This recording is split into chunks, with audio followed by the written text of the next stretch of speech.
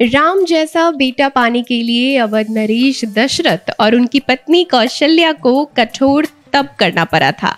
कहते हैं कि स्वयं भूमनु कहे जाने वाले राजा दशरथ और शतरूपा रानी कौशल्या दोनों ने सतयुग में भगवान विष्णु को अपने पुत्र के रूप में पाने के लिए कठोर तप किया।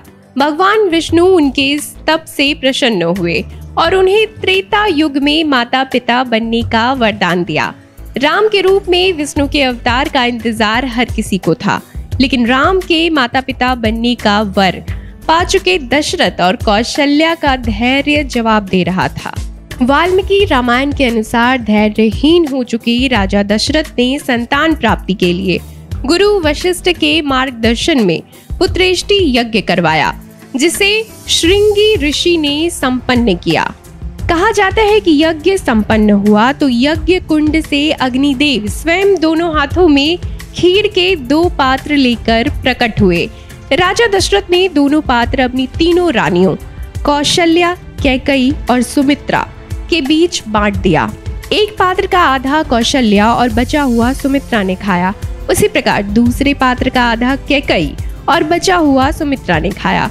खीर खाने के कुछ दिन बाद कौशल्या के गर्भ में भगवान राम, कैकेयी के गर्भ से भरत और सुमित्रा के गर्भ से लक्ष्मण और शत्रुघ्न का जन्म हुआ।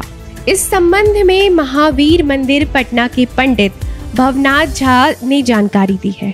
उन्होंने बताया है कि वाल्मीकि रामायण के बालकांड के 15वें सर्ग में स्पष्ट उल्लेख किया गया है कि ऋषि श्रृंग की देखरेख में राजा दशरथ ने पुत्रेष्टि नामक यज्ञ किया।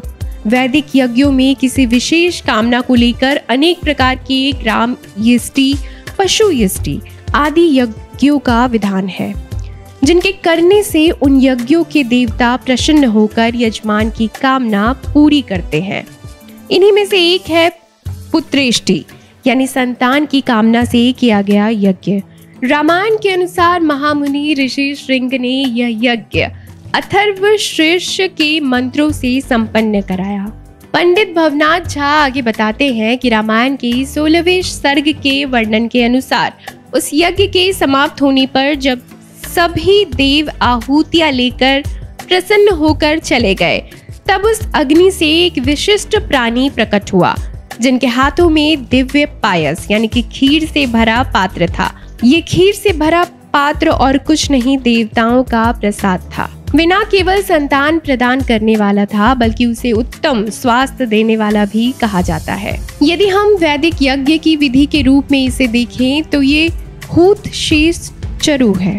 प्रत्येक यज्ञ में जहाँ पायस से हवन होता है, हवन के बाद यजमान की मनोकामना की पूर्ति के लिए उसी हूत शेष चरु का प्राशन विहित है। पंडित झा बताते हैं कि जिस प्रकार पूजा का फल उसके प्रसाद भक्षण से होता है, उसी प्रकार इस पुत्रेष्टि यज्ञ से संतान की प्राप्ति में इस हूत शेष पायस का भक्षण फलदायी होता है। इसी विशिष्ट चरु को यहाँ अलंकारिक शैली में कहा गया है कि अग्नि से प्रकट दिव्य पुरुष ने दशरथ को ये खीर सौंपा था। इसी प्रकार ग्रामेष्टि यज्ञ में इसी हूत श्रेष्ठ चरु के प्राशन से यजमान को राजा बनने की बात मानी गई है। पंडित संजीव झा कहते हैं कि इस खीर का निर्माण भी विशिष्ट प्रकार से होता है। इसके लिए कामधेनु गौवंश के प्रथम दूध की आवश्यकता होती है। साथ ही ऐसे खेत की जरूरत होती है जहाँ कभी खेती हुई ही ना हो। धरती के पहले सीड से पैदा हुए धान के चावल से ये खीर को बनाया जाता है। इसमें खजूर के गुड़ का प्रयोग होता है। प्रभातखबर.com, विश्वास वही, रफ्तार नहीं।